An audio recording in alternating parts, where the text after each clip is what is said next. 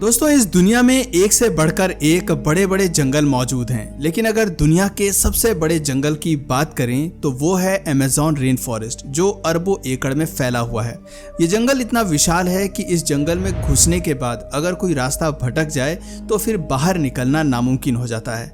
वैसे कुछ ऐसा ही कंगोलियन रेन फॉरेस्ट भी है, जिसे कांगो का वर्षावन भी कहते हैं। यह दुनिया का दूसरा सबसे बड़ा जंगल है, जो कि 23 लाख स्क्वायर किलोमीटर से भी अधिक क्षेत्र में फैला हुआ है।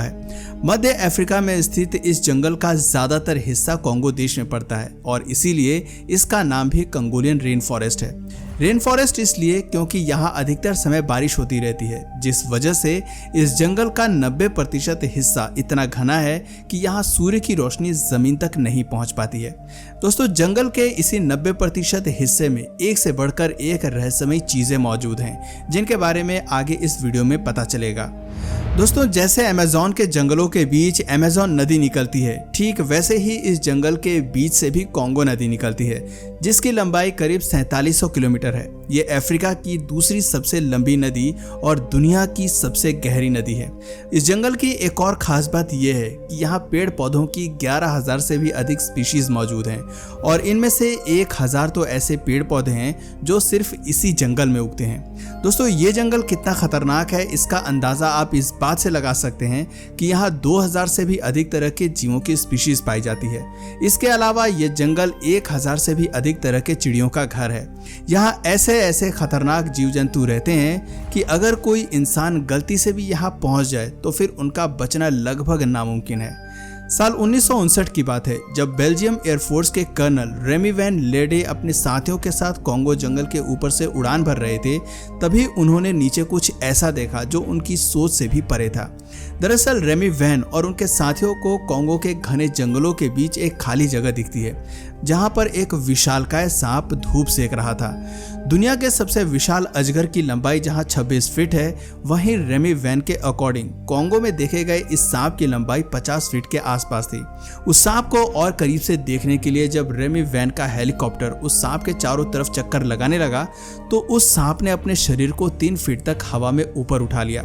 अगर उनका हेलीकॉप्टर थोड़ा और नीचे जाता तो शायद सांप अपने शरीर को और ऊंचा उठाकर हेलीकॉप्टर पर अटैक कर सकता था। सांप के इस एग्रेसिव बिहेवियर को देखकर रेमी वैन और उनके साथी उस वक्त काफी ज्यादा डर गए और इसीलिए उन्होंने दूर से ही सांप की एक पिक्चर क्लिक कर ली। आप अपनी स्क्रीन पर सांप की उस रियल पिक्चर को देख सकते हैं। हालांकि बाद में जब सांप की ये पिक्चर लोगों के सामने आई तो लोगों ने इसे लेकर कई तरह की थ्योरीज भी दी, जिनमें से कुछ का ऐसा मानना था कि पिक्चर में दिख रहा ये स्नेक असल में टाइटेनोबोआ है, जो एक प्री हिस्टोरिक जायंट है और ये साउथ अमेरिका के जंगलों में पाया जाता है। हालांकि ये सांप आज भी लोगों के लिए एक मिस्ट्री है। वैसे दोस्तों, सिर्फ विशालकाय सांप ही नहीं, बल्कि कांगो के जंगलों में आपका सामना विशालकाय मकड़ियों से भी हो सकता है। ऐसा माना जाता है कि ये विशालकाय मकड़ियां डायनासोर्स के जमाने से धरती पर मौजूद हैं। वैसे तो अफ्रीका के अलग अलग हिस्सों में इन मकड़ियों को देखे जाने के दावे किए जा चुके हैं, लेकिन कांगो के घने जंगल इन मकड़ियों का खास ठिकाना बताया जाता है। साउथ अफ्रीका के लोग इन स्पाइडर्स को कांगोलीज कोलोसल स्पाइडर के नाम से जानते हैं, जबकि कांगो में रहने वाले बाका ट्राइब के लोगों ने इन जायंट स्पाइडर्स को जबा फोफी नाम दिया है।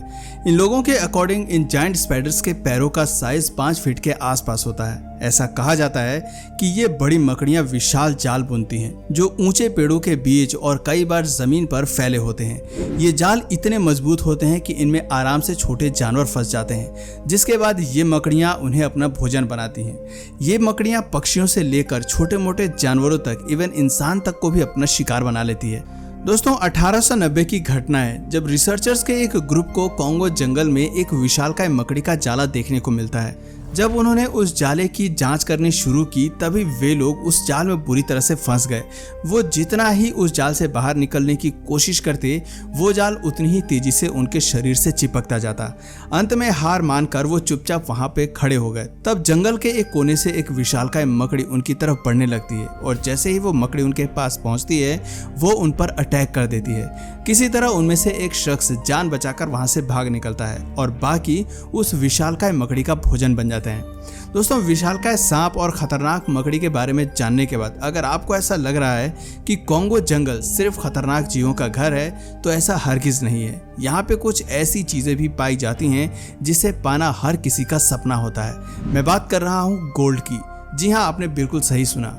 कॉन्गो के जंगल में गोल्ड के माउंटेन मौजूद हैं। दरअसल कुछ समय पहले एक खबर आई थी जिसमें ये बताया गया था कि कॉन्गो के जंगल में गोल्ड के माउंटेन मौजूद हैं। हालांकि इस खबर के सामने आने के कुछ समय बाद एक फुटेज वायरल हुआ था जिसमें कॉन्गो के स्थानीय लोगों को फावड़ा कुल्हाड़ी लेकर पहाड़ की खुदाई करते हुए देखा गया। आप वीडियो में देख सकते हैं, लोग सोना जमा करने के लिए पहाड़ की मिट्टी खोदते दिखाई दे रहे हैं। दरअसल कॉन्गो में मिले इस पहाड़ को लेकर कहा जा रहा है कि इसकी मिट्टी में सोने की मात्रा 60% से लेकर 90% तक है, पर यहाँ की गवर्नमेंट ने फिलहाल खनन पर रोक लगा रखी है। आपको बता दें, कॉन्गो नेचुरल रिसोर्सेज के तौर पर काफी समृद्ध जगह है। यहाँ तेल, हीरे, खनिज और तमाम तरह की लकड़ियां पाई जाती हैं। इवन यहाँ टिन, टंगस्टन और टेंटलम के भी भंडार मौजूद हैं। लेकिन इसके बावजूद कॉन्गो दुनिया के सबसे गरीब देशों में से एक है, क्योंकि इनके धन का लाभ आम नागरिकों को नहीं मिलता है, बल्कि वो मल्टीनेशनल कॉरपोरेशन के खजाने में चला जाता है। खैर, गोल्ड के माउंटेन के बारे में तो आपने जान लिया, लेकिन क्या आपको पता है कि कॉन्गो के जंगलों में एक मौत की गुफा भी मौजूद है। इस गुफा को the cave of agonising death के नाम से जाना जाता है। इस गुफा की खोज 20वीं शताब्दी में एटेलो गोटी नाम के एक इटालियन शख्स ने की थी। गोटी एक ऐसे शख्स हैं जिन्होंने अपना पूरा जीवन अफ्रीकन कॉन्टिनेंट की खोज के लिए समर्पित कर दिया था। इसी खोज के दौरान उनका सामना इस मौत की गुफा से हुआ। यह गुफा कॉन्गो में 30,000 वर्ग मील में फैली हुई है। इस गुफा में अंदर जाने पर गोटी का सामना ऐसी चीजों से हुआ जिसकी उन्होंने सपने में भी कल्पना नहीं की थी। इस अंधेरी गुफा में चारों तरफ मानव खोपड़ियों और कंकाल बिखरे पड़े थे। इसके अलावा इस गुफा में कई खतरनाक सांप और जहरीले इंसेक्ट्स की स्पीशीज भी मौजूद थी। लेकिन गोटी की किस्मत अच्छी थी कि वो इस खतरनाक गुफा से जिंदा बच निकले। हालांकि इसके बाद गोटी ने फिर कभी इस गुफा के अंदर जाने की हिम्मत नहीं की। दोस्तों, इस खतरनाक गुफा के अलावा शायद आपको जानकर हैरानी होगी कि कॉन्गो वर्ल्ड का एकमात्र ऐसा प्लेस है जहां बिजली पैदा करने वाले स्टोन्स भी पाए जाते हैं। इन स्टोन्स में इतनी पावर होती है कि इससे एक एलईडी बल्ब को आसानी से जलाया जा सकता है। दरअसल कुछ समय पहले सोशल मीडिया पर एक वीडियो वायरल हुई थी जिसमें दो पत्थरों को आपस में टकराने पे एक चिंगारी निकलती हुई दिखाई देती है। इस वीडियो के वायरल होने के कुछ समय बाद ही दूसरा वीडियो वायरल हुआ था जिसमें एक आदमी एक एलईडी बल्ब के वायर को एक छोटे स्टोन से जोड़कर जलाते हुए दिखाता है। लोगों का ऐसा दावा था कि ये इलेक्ट्रिक स्टोन्स कॉन्गो में मिलते हैं। हालांकि दावा करने वाले ये भी कह रहे हैं कि इन स्टोन्स में इतनी पावर है कि इससे पूरे महाद्वीप की बिजली की समस्या दूर की जा सकती है। लेकिन सवाल यह है कि क्या सच में पत्थरों से बिजली पैदा हो सकती है?